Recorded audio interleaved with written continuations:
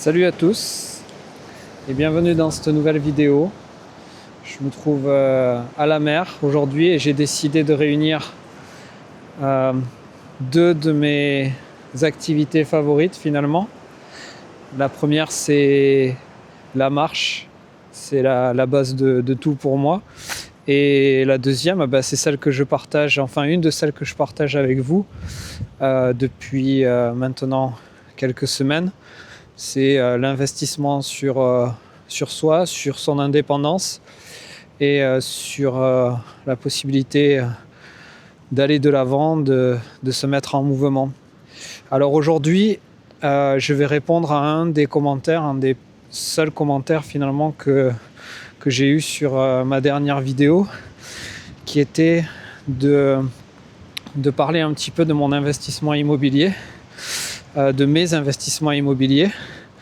Donc voilà, j'étais très content de ce commentaire et du coup je vais faire suivre et puis je vais vous expliquer comment aujourd'hui, à l'heure actuelle, j'arrive à générer, alors je regarde le chiffre, j'arrive à générer, à m'enrichir de 2300 € par mois depuis quelques mois maintenant, et avec finalement une année complète de travail à côté de mon activité principale. Voilà, donc je vais vous expliquer comment j'ai réussi à faire ça. Je vous ai déjà expliqué avant que j'ai regardé un petit peu tout ce qui se faisait, comme la plupart des personnes, je pense, qui veulent rentrer dans le monde de l'investissement, qui veulent obtenir une sécurité et une indépendance financière. Donc juste pour rappel, si jamais des gens rentrent maintenant sur ma chaîne YouTube, j'ai regardé la crypto, j'ai regardé la bourse, le trading, j'ai fait des deux, et j'ai regardé aussi le e-commerce, etc. Et finalement j'ai décidé de m'orienter sur quelque chose de plus aligné avec mes valeurs, on va dire. Donc moi je viens d'une culture, d'un monde paysan, j'ai envie de dire, au niveau de mes valeurs. Pas forcément, mes parents n'étaient pas paysans, mais c'est des valeurs que j'incarne et qui m'ont éduqué. Et du coup je me suis orienté finalement tout naturellement vers l'investissement dans l'immobilier, quelque chose de tangible, quelque chose de solide. Je suis aussi expatrié, ce qui fait que pour moi c'était un moyen de développer une attache avec la France, et une fois de plus c'était quelque chose de tangible, de solide. Donc du coup je vais vous raconter finalement les différentes étapes qui ont parsemé cette année, où je suis parti de zéro en termes d'investissement, avec, comme je l'ai dit avant, quelques tentatives dans la crypto, quelques tentatives dans la bourse, mais globalement je partais de zéro. Et donc je me suis fixé il y a un an de ça maintenant un premier objectif. Je suis expatrié, j'étais en visite en France et je m'étais donné pour objectif de signer un appartement. Alors ça peut paraître un peu fou, pour moi ça l'était, mais c'était un engagement que je m'étais fait avec moi-même, et aussi avec une personne qui me suit depuis pas mal d'années maintenant, que je qualifierais de thérapeute, qui est aussi un coach de développement personnel, même si elle déteste ce terme, coach de vie peut-être.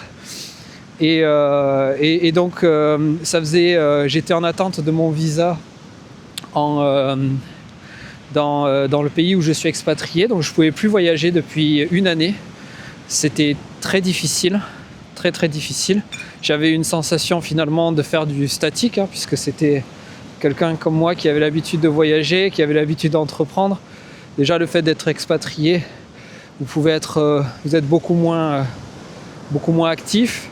Et là en plus j'étais coincé en attente de mon visa. Je ne pouvais pas partir, ou sinon je perdais toute possibilité de vivre dans ce pays.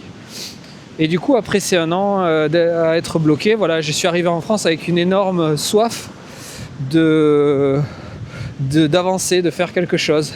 Donc je savais que je voulais faire de l'immobilier. J'avais déjà passé des mois à regarder Le Bon Coin, à regarder les sites comme Se Loger, etc. J'avais développé aucune stratégie par contre.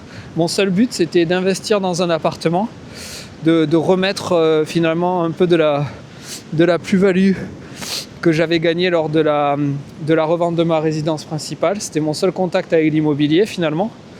Et voilà. Donc je suis arrivé en France.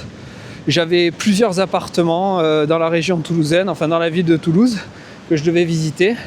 Donc j'avais tout préparé, les agents immobiliers étaient au courant, etc.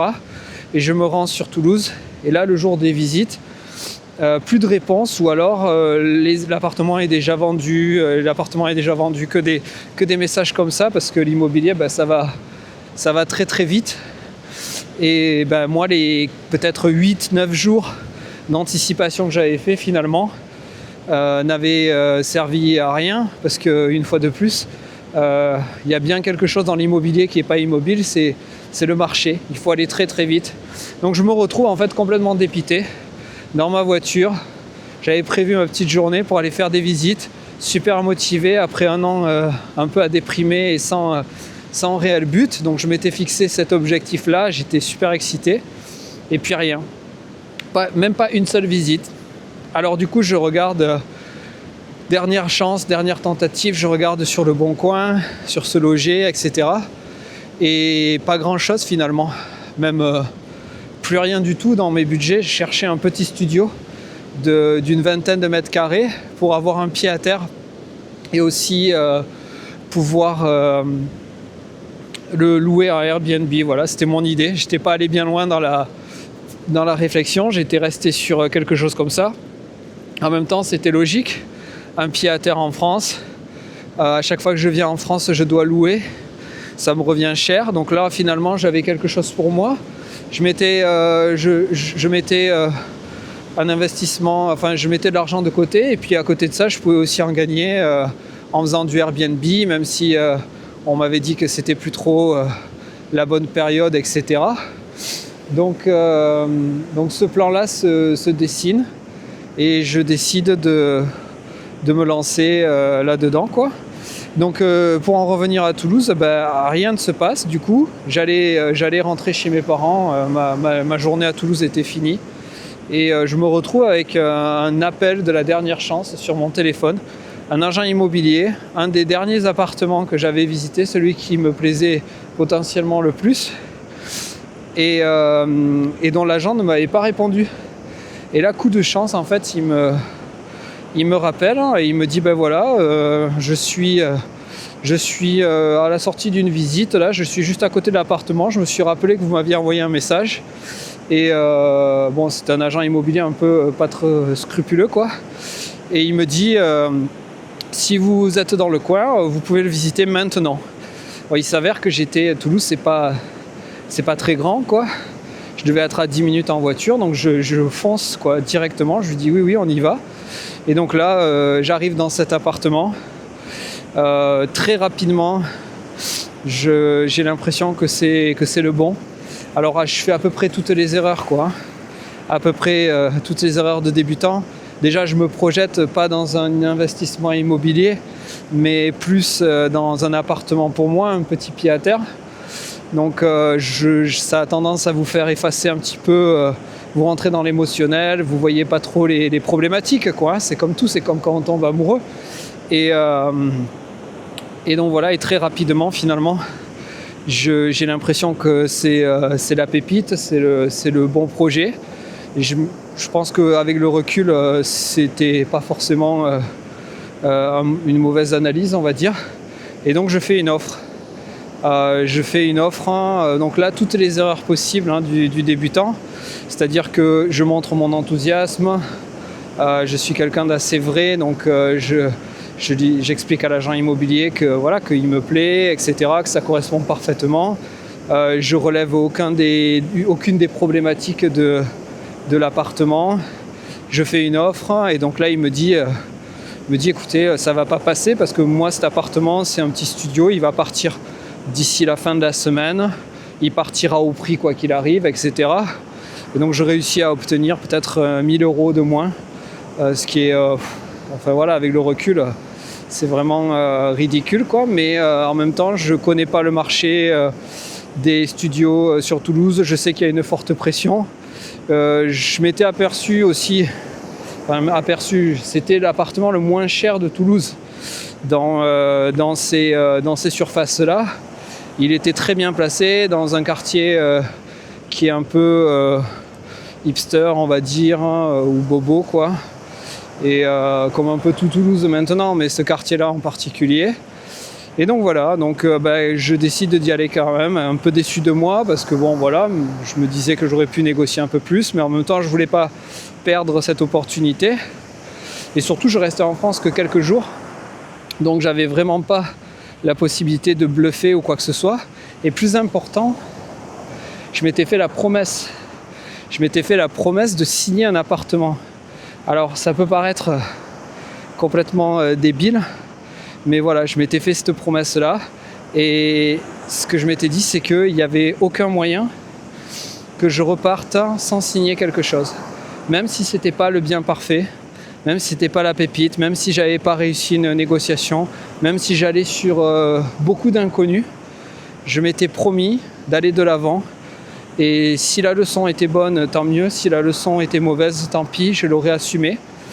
Et donc voilà, je repars finalement avec mon appartement signé, mon rendez-vous chez le notaire de fait dès le lendemain. Et relativement content, parce que j'avais l'impression que c'était le début d'une aventure, avec toute l'excitation que ça pouvait avoir. Mais j'avais pas du tout réalisé que ça allait être le point de départ d'une aventure bien plus grande que ce que j'aurais pu penser, puisqu'au début, une fois de plus, je partais avec l'idée investissement bon père de famille, un petit studio dans une ville, super dynamique en plus, et un pied à terre. Enfin voilà, tout me paraissait bien et correct, même si je l'avais payé un peu trop cher, ou pas du moins avec une négociation. Et donc je rentre, je quitte la France heureux et satisfait. Et c'est finalement quand je suis rentré chez moi que j'ai réalisé que je n'y connaissais absolument rien. Je me suis retrouvé à vouloir faire un Airbnb, mais je ne savais pas quel statut employer pour pouvoir déclarer les revenus, etc. Et je pense que ça a commencé à peu près comme ça. Je me suis retrouvé finalement à regarder Airbnb sur internet, comment proposer un appartement Airbnb, etc. Paradoxalement, ce qui aurait pu faire peur à pas mal de gens, c'est la rénovation. Parce que cet appartement, je vous montrerai quelques images, peut-être pas dans cette vidéo, mais peut-être dans d'autres. Il avait un grand besoin de rénovation. Il avait un fort potentiel, mais voilà, c'était pas un appartement clé en main, quoi. Et donc paradoxalement, ce que je voulais dire, c'est que la rénovation, c'est pas du tout la partie qui me faisait peur. J'avais refait une grange quelques années auparavant, qui était en ruine totale, refaite en loft magnifique, etc. Donc les travaux, j'avais appris. J'avais appris à grands coups de YouTube. J'avais appris sur le tard, on va dire. Mais j'avais tous mes outils en France, dans un camion que j'avais garé, qui m'attend à chaque fois que je reviens, et qui ne me servait plus depuis un an et demi. Donc j'étais super enthousiaste et super calé. Je m'étais dit, t'as refait une maison, il n'y aura pas de problème pour refaire un appartement, quoi, de 20 mètres carrés. La maison, je pense qu'elle en faisait 200 ou 250. Donc voilà, pour moi, c'était de la rigolade, on va dire, à ce niveau-là.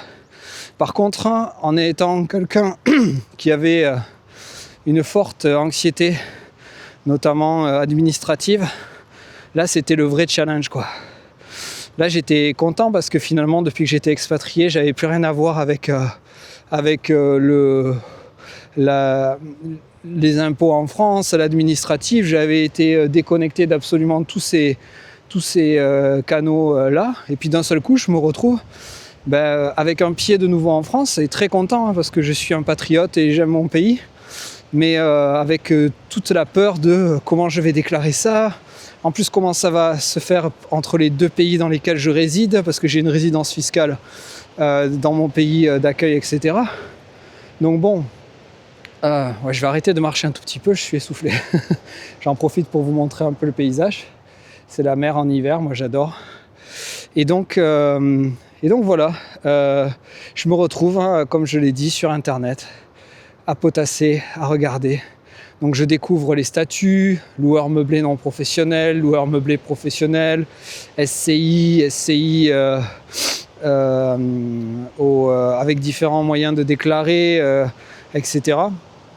Et très rapidement, je m'aperçois que mon statut d'expatrié, de toute manière, il me prive de pas mal de possibilités, qui seraient par exemple d'ouvrir une SCI, etc. Et puis pour un studio qui va générer un petit loyer finalement avec peu de bénéfices, etc. Parce que c'est plutôt un placement que l'on appelle patrimonial, c'est-à-dire qu'on n'espère pas avoir un cash positif une fois que le crédit est remboursé, extraordinaire à la sortie.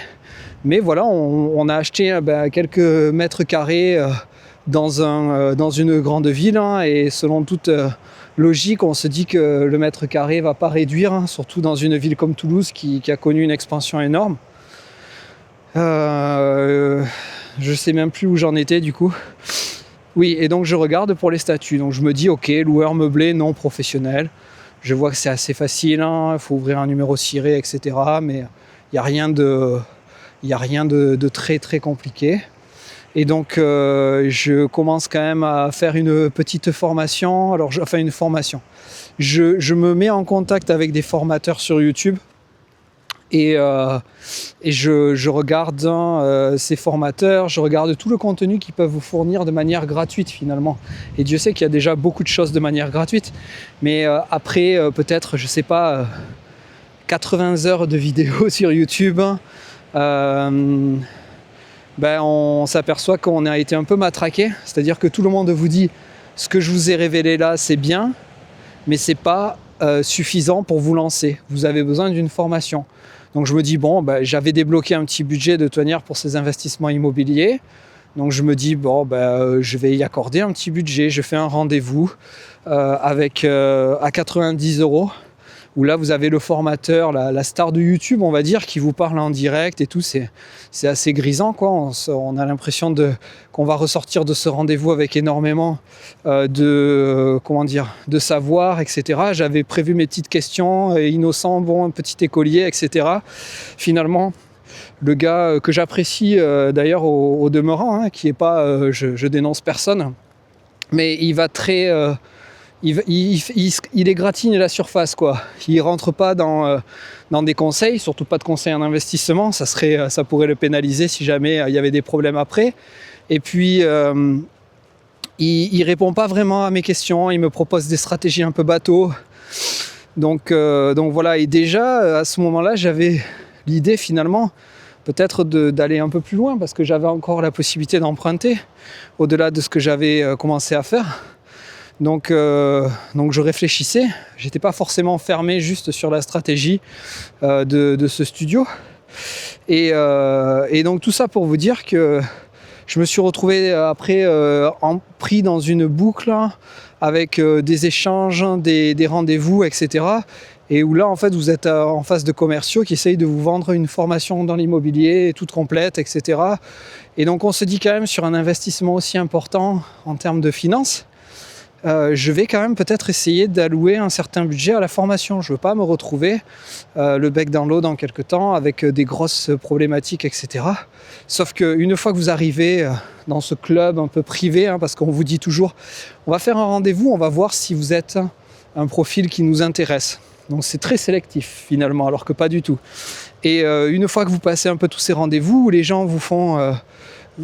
ils ont vraiment l'impression... En fait, ce qu'ils font, c'est qu'ils vous écoutent. Ils vous donnent absolument aucun conseil, juste ils vous écoutent parler. Et à la fin, ils vous disent, voilà, prochaine étape, on peut en discuter. Et la prochaine étape. Et puis ensuite, ce qu'on va vous demander, c'est de payer une formation qui a l'air somme toute très bien. Mais on vous demande de payer 6 000 €. Je crois que c'était 5 ou 6 000 €, quelque chose comme ça. Peut-être qu'il y en avait une à 3 000 et quelques, mais quand même, quoi.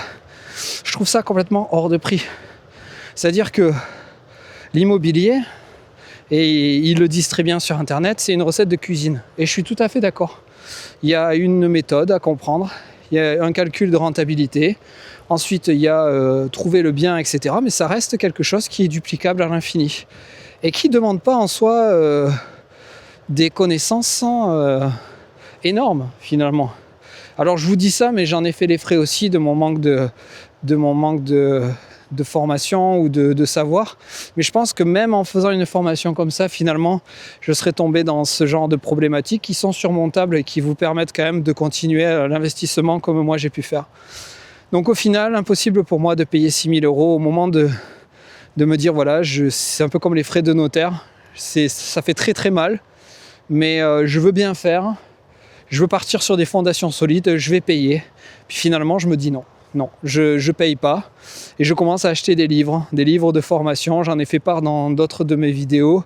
Et je lis ces livres où là, on s'aperçoit qu'en fait, on a tout le contenu d'une formation, mais pour 23 € de mémoire ou un truc comme ça, ou 19 €, ou peut-être il y en a certains à 28 €, enfin, moins de 40 €, vous avez un livre de 300 pages où on vous décrit toutes les étapes de l'investissement immobilier. Et donc finalement, en fait, une fois que j'avais lu ce livre, j'ai compris que voilà, je n'avais pas besoin de formation vidéo. Alors c'est peut-être un peu moins pré-mâché, on va dire, que les formations vidéo. En tout cas, on sait tous lire jusqu'à preuve du contraire, ou la plupart d'entre nous. Et donc, pourquoi pas partir sur ça. Les livres, c'est ce qui a forgé l'apprentissage d'énormément de générations avant nous. Et je vois pas pourquoi une vidéo justifierait ou une série de vidéos justifierait ce prix-là. Donc je pars sur des livres, je m'instruis, j'arrive au mois de 2 mois après pour la signature définitive. Mon camion chargé d'outils, ma petite chemise bien propre quand même avant pour aller signer.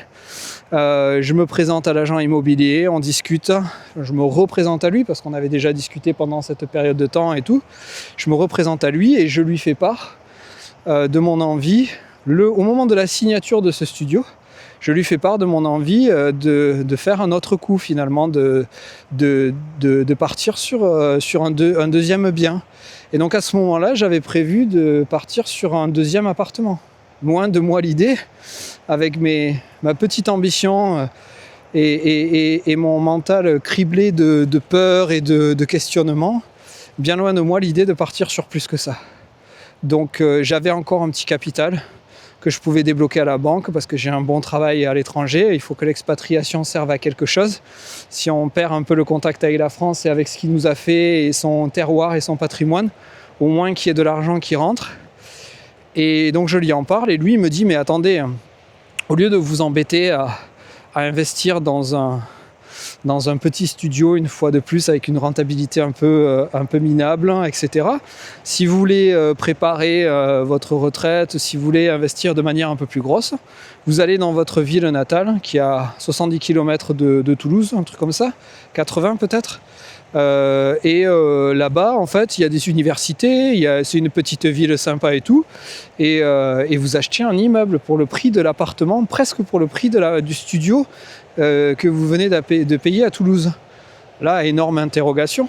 Je me dis, mais un immeuble, en fait, il est bien gentil, mais là, on rentre dans quelque chose de beaucoup plus difficile à gérer, avec beaucoup plus d'inconnus. Mais en même temps, très rapidement, il me montre que c'est tout à fait possible et il me le montre annonce à l'appui, que finalement, pour autour de 160 000 €, je pouvais investir dans un immeuble. Alors je dis 160 000, c'était plutôt 200 000 à l'époque, mais j'ai fait un très bon coup dessus, que je vous expliquerai. Et donc, je me retrouve en fait finalement en plein milieu de ma semaine de rénovation de travaux, juste après avoir pris les clés de mon studio sur lequel je pensais avoir tout mon mental, toute ma concentration pour les 6 prochains mois. Et je me retrouve à travailler très dur, évidemment, à préparer mon projet de Airbnb, etc. Mais aussi tous les soirs ou à tout moment où j'avais un moment de libre, à regarder ces fameuses annonces qu'ils m'avaient envoyées, à commencer à faire mes petits calculs, parce que du coup, j'avais appris tous ces calculs-là de rentabilité, etc. Et je m'aperçois que oui, c'est tout à fait possible. Et au milieu de cette rénovation, qui était vraiment très tendue, j'avais que 15 jours pour refaire cet appartement. Bon, au final, je vous expliquerai dans la deuxième partie de cette histoire sur une autre vidéo que ça s'est pas du tout fait en 15 jours, loin de là. Ça s'est étalé sur une année. Alors évidemment pas une année de travaux complets, mais une année d'aller-retour avec des moments de travaux. Et donc voilà, pour en revenir à l'histoire principale, je me retrouve à prendre ma voiture, à faire mes 70 km, perdre finalement une journée sur mes travaux. Alors, quand je suis dans un projet, en plus je suis bien concentré, je pensais vraiment que j'allais pouvoir rendre les clés à une conciergerie pour gérer le Airbnb à la fin de ces 15 jours, innocent que j'étais. Et je décide de sacrifier une journée pour aller visiter des immeubles. Et donc j'avais appris entre-temps dans les livres l'art de la négociation, j'avais appris tous les calculs, etc. J'avais appris à regarder les problématiques, toiture, tout ce qui peut poser problème, surtout dans un immeuble. Alors là, c'est un peu... on se sent dépassé, mais voilà. Et donc j'arrive, premier immeuble catastrophique, une horreur qui n'arrivait pas à se vendre depuis je ne sais pas combien de temps. Il y avait une personne de plus, et là c'est la première leçon, très très bonne leçon que j'avais appris dans le livre. Il y avait une personne de plus de 60 ans qui vivait dans cet immeuble. C'était le dernier locataire de cet immeuble dans un petit appartement. Et en fait, il faut savoir que une personne de plus de 60 ans, je crois, ou 65 ans, vous ne pouvez pas lui demander de partir. C'est-à-dire que vous ne pouvez pas lui donner un congé de plusieurs mois, etc., en lui disant qu'il va falloir quitter le bien parce qu'il vient d'être acquis et que vous avez d'autres projets pour ce bien, comme vous pourriez le faire pour d'autres. Non, là, en fait, la personne doit partir par elle-même. Et donc, on va visiter cet appartement où il y avait ce locataire, puisque le reste de l'immeuble était vide. Et lui, il me dit, il me regarde droit dans les yeux, c'était un peu un original, et il me dit, je partirai de cet immeuble les pieds devant. Donc en gros, vous n'avez pas besoin que je vous raconte la description de l'image, mais en gros, il m'avait dit, je partirai quand je serai mort, quoi. Donc bien gentil, mais voilà, le loyer était bloqué, parce qu'en plus, vous ne pouvez pas leur augmenter le loyer. Donc l'idée, c'est pas d'être un gros requin capitaliste, l'idée c'était de pouvoir indexer le loyer sur le niveau de vie finalement, sur l'inflation. Parce que là, le loyer n'avait pas été augmenté, changé depuis des années et des années, donc il payait une somme dérisoire, puis l'immeuble n'était pas top. Après, de mémoire, il y a un autre immeuble que l'on avait visité, mais pareil, très compliqué, on ne pouvait pas visiter la moitié des appartements, je ne m'étais pas du tout projeté, la journée était assez catastrophique. Et puis le dernier immeuble qui m'est présenté, là une fois de plus, c'est toujours moi, j'ai toujours les trucs de la dernière chance.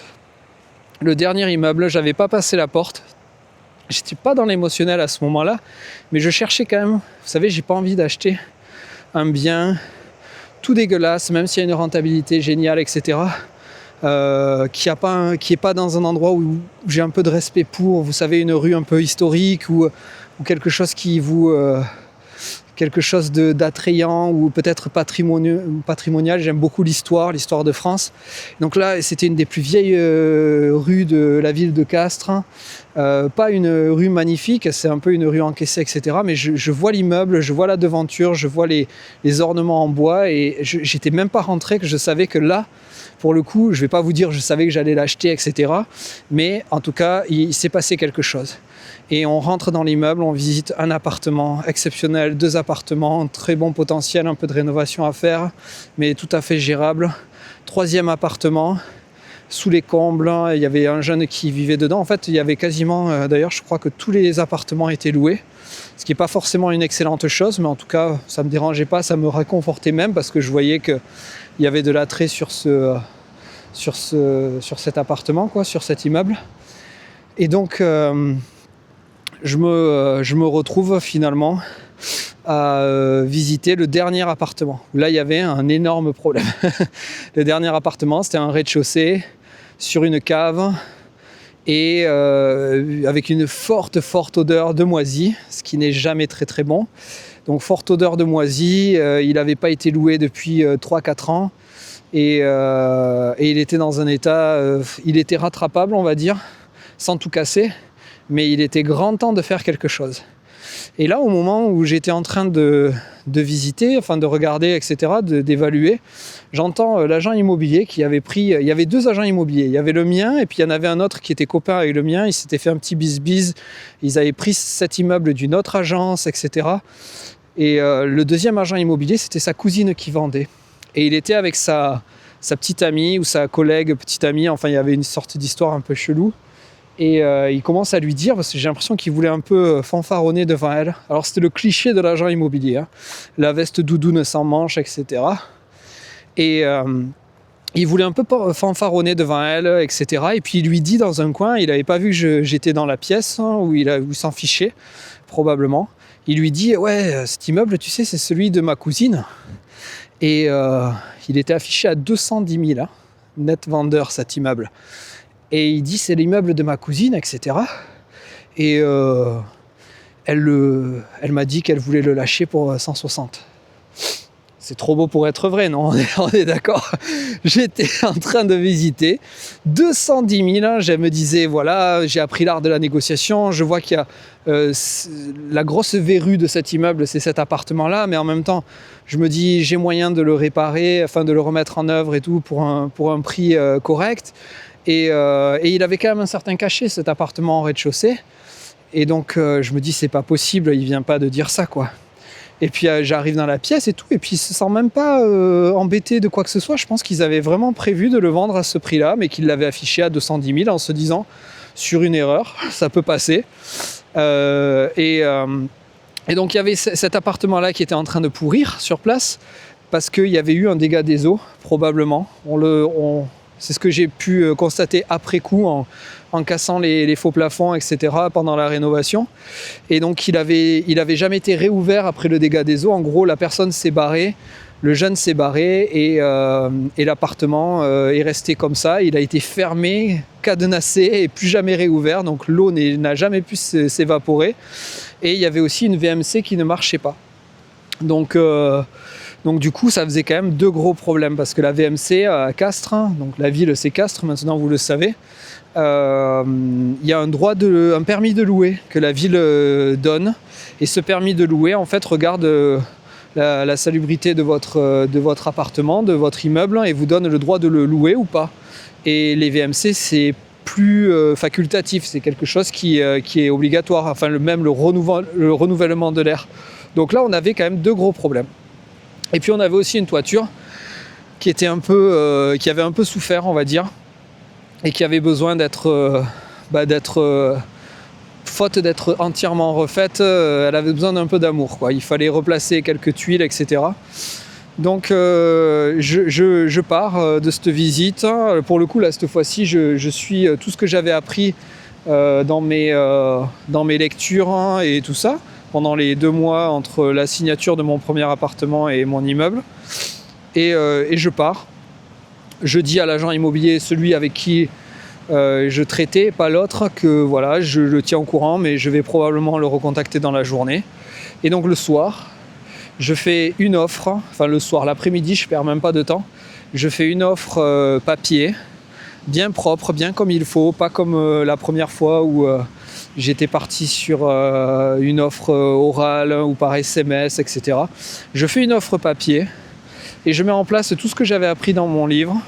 Donc en gros, j'explique que je suis intéressé, mais que par contre, je pointe évidemment toutes les problématiques. Alors ce que je vous révèle là, c'est pas de la science, c'est pas des choses extraordinaires, mais moi je savais pas à l'époque, ok. Donc et donc du coup, j'explique que cet immeuble, il a des problèmes. Que j'ai identifié des soucis au niveau de la toiture. J'ai identifié évidemment le souci principal qui est l'appartement qui n'est pas louable parce que insalubre. Et ensuite j'ai pointé quelques autres problématiques à droite à gauche. Et donc j'ai fait une offre à 160 000 €. Et donc en gros, Non, elle voulait le vendre 160 000. J'avais fait une offre à 160 000. Ou un peu moins d'ailleurs, puisque je l'ai signé à 163 000. Donc j'avais peut-être fait une offre à 155 000, quelque chose comme ça. Et donc là, mon agent immobilier, qui était celui qui m'avait envoyé à Castres, celui que j'avais rencontré à Toulouse pour mon premier bien immobilier, qui lui n'avait pas entendu la discussion que moi j'avais entendu de son confrère, parce que c'était même pas des amis, je crois pas. Et il me dit bon, monsieur Clément, je veux bien que vous ayez suivi que vous soyez professionnalisé pendant ces 2 mois, etc., que vous ayez lu énormément d'ouvrages et tout, mais il me dit là, on est bien en dessous de ce qui est acceptable. Et donc là, j'entreprends de lui expliquer à lui pourquoi. Je lui dis, mais lisez la lettre que je vous ai envoyée, s'il vous plaît, et dites-moi que mes calculs sont mauvais. Et donc là, il lit la lettre et il me dit, bon, bah écoutez, il n'était pas plus convaincu que ça. Je ne veux pas dire que j'avais joué le gars qui savait convaincre même les agents immobiliers, etc. Il était plein de doutes, mais il se dit, bon, de toute manière, il a l'air vraiment sûr de lui. Et donc, il me dit, bah écoutez, je vais leur envoyer l'offre, je vais leur présenter l'offre. Et il me dit, ne vous faites pas trop d'illusions parce que, honnêtement, je vois pas comment ça peut aboutir. Il me dit, là, vous avez vraiment exagéré. Je lui dis, écoutez-moi, je vous le propose, écoutez-moi, envoyez mon offre, s'il vous plaît, faites-moi confiance. Il l'envoie. 20 minutes après, je reçois un appel. Il me dit, voilà, bon, elle vous le laisse à 163 000, net vendeur. Donc parfait, parce que là, on tombe dans une rentabilité qui était à plus de 11% brut. J'avais commencé à faire mes petits devis pour les travaux, j'étais dans les clous. C'était gérable en étant expatrié, parce que bon, moi, il faut savoir que j'aurais pu acheter des ruines avec mes connaissances dans les travaux et les refaire. Mais là, j'avais toujours... Enfin, à chaque fois que je viens en France, j'ai une fenêtre de 15 jours. Parce que j'ai ma fille, elle est scolarisée dans la petite école, etc. Et donc, on s'aime beaucoup et tout. Donc pour moi, c'était pas possible de me séparer d'elle plus de 15 jours, on va dire. Donc à chaque fois, je devais venir en France et travailler que 15 jours. Donc ça, c'est un élément très important dans ma prise de décision. Je rognais sur ma rentabilité, mais je partais sur des choses que je pouvais faire moi-même. Et une fois de plus, c'était assez important pour moi de pouvoir faire moi-même. C'est-à-dire que peut-être que j'aurais pu débloquer des enveloppes travaux, faire avec des artisans. D'ailleurs, j'ai fait avec des artisans beaucoup, enfin un petit peu. Mais j'avais envie de mettre la main à la pâte, j'avais envie de contrôler un peu mon budget, etc. Et sachant que je me faisais confiance au niveau travaux et tout, je me disais, voilà, ça serait vraiment dommage de laisser finalement d'autres personnes et de payer le prix fort pour faire des travaux. Voilà, tout ça pour expliquer un petit peu mon état d'esprit et pourquoi je partais sur des immeubles comme ça. Et donc finalement, ce qui se passe, c'est que dans la foulée, je signe cet immeuble. Aussi invraisemblable que cela puisse paraître, je signe cet immeuble. Bon, j'avais contacté des banques, etc. J'étais toujours en contact avec ma banque pour le premier investissement immobilier, même si là, le crédit était tout petit pour le premier, parce que j'avais du capital. Et d'ailleurs, on comprendra après que j'ai dépensé beaucoup trop de capital et j'aurais dû lever l'argent de la banque au lieu de mettre mes économies dans le premier appartement. Mais une fois de plus, je ne savais pas à ce moment-là. Donc le levier bancaire, c'est quelque chose que vous apprenez à peu près partout dans les vidéos sur internet. C'est important d'utiliser le levier bancaire. Dépensez le moins d'argent que vous pouvez de votre poche et de vos économies et essayez de lever le plus d'argent possible à la banque. Parce que c'est pas votre argent finalement. Donc moi j'avais fait cette erreur-là, j'avais mis toutes mes économies presque dans ce premier appartement, pensant que moins dépendant je serais des banques et des crédits, mieux ce serait, etc. Donc une fois de plus, une grosse ignorance dans ce ce qu'est un investissement finalement. Hein. On ne m'a jamais appris, moi, comment marche l'argent. Sinon, j'aurais commencé à investir, j'aurais commencé à faire des crédits. Alors des crédits pas à la consommation pour m'acheter des trucs, hein. Des crédits pour investir.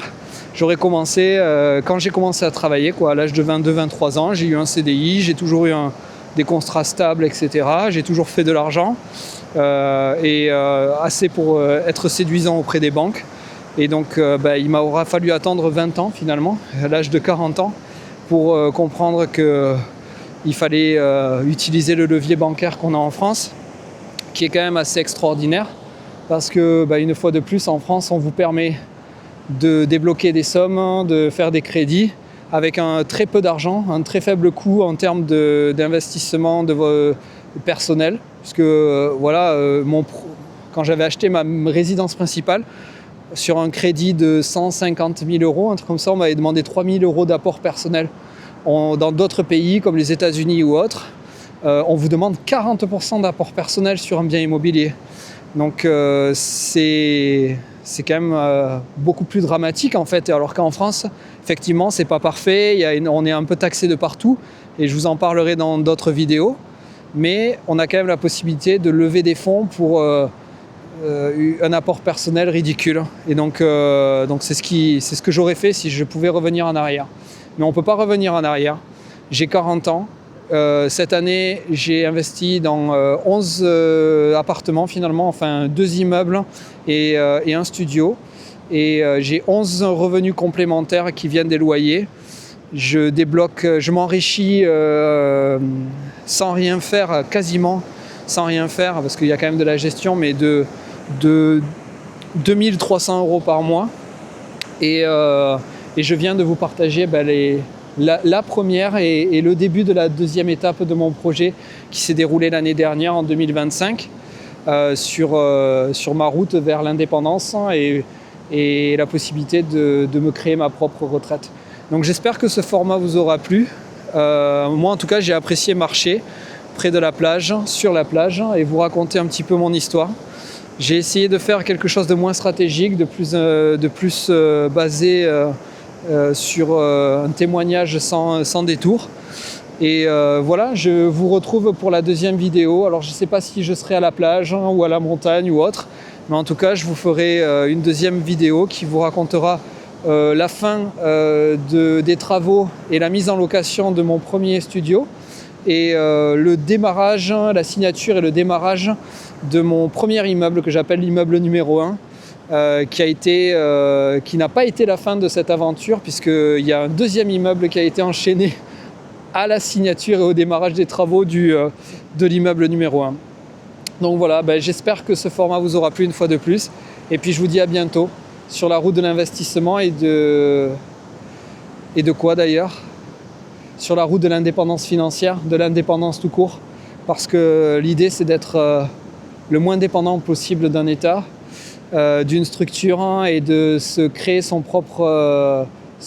propre retraite, une vie sans patron, j'ai envie de dire, ce qui n'est pas mon cas pour le moment, j'ai toujours un patron. En tout cas, à bientôt sur la route de l'indépendance financière. Allez, ciao!